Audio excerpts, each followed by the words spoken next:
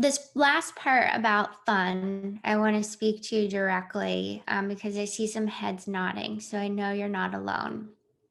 So there are many different kinds of fun. There's fun with an FU, which is what you're describing, where you rip up your gut, you wake up, your joints hurt, your body's inflamed, you can't show up to calls because you're afraid you might poop your pants. That's a FU kind of fun. That is a low vibrational fun. I would even go as to say is that's not even really fun. That's destruction. But since there's that association with fun, there's a FU kind of fun. Then there's fun that doesn't come with guilt, that doesn't come with sabotage, that doesn't come with a bitch slap afterwards. I know this doesn't sound sexy, but it's almost like a pure kind of fun. Like it's just like, it's pure. This is the only way that I could describe it. And when I was in that same place as you and being like, okay, so there's the FU kind of fun, which for me was definitely like food and drink, going way beyond what my body even needed or could handle. And then I would like bring it back and say, okay, like, well, what else is fun for me? Shopping. I love to shop.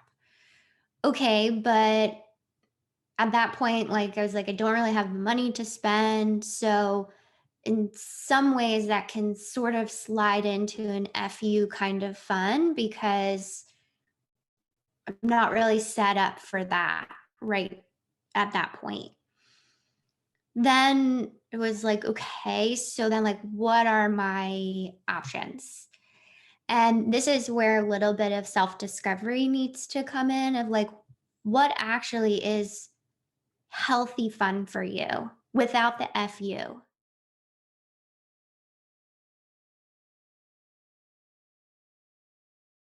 So that's one thing, right? So like be in that question of like what is fun for me without the FU?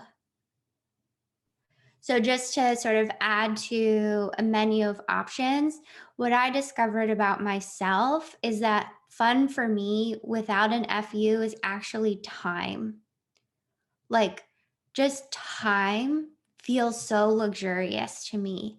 I love being able to like wander, whether it's in a store or in the woods or around the city, like just having permission to have nowhere to go and nothing to do for like even just a teeny tiny little bit of time feels like heaven to me. And when I started to recognize that, then like celebrations became very time focused. For example, like when I got married, I was very clear, like what felt celebratory to me was as much time as possible with the people that I loved.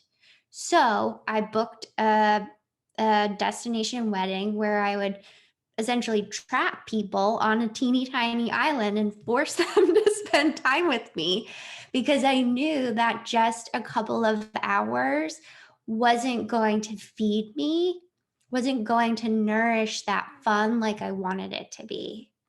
Mhm. So this is where it goes way beyond just like a minute of a blip of fun or boost, but it starts to then you start to build a life around what you know. And I know that like connecting with people like is very nourishing for you. Mhm. But how can you do that without the FU? And that is, volunteering is a great example of that. Mhm. Even like messaging a neighbor, finding another, dog friend where you can like walk your dogs together. And that's where like there's such an abundance of our emotional needs being met, but without destroying ourselves in the process.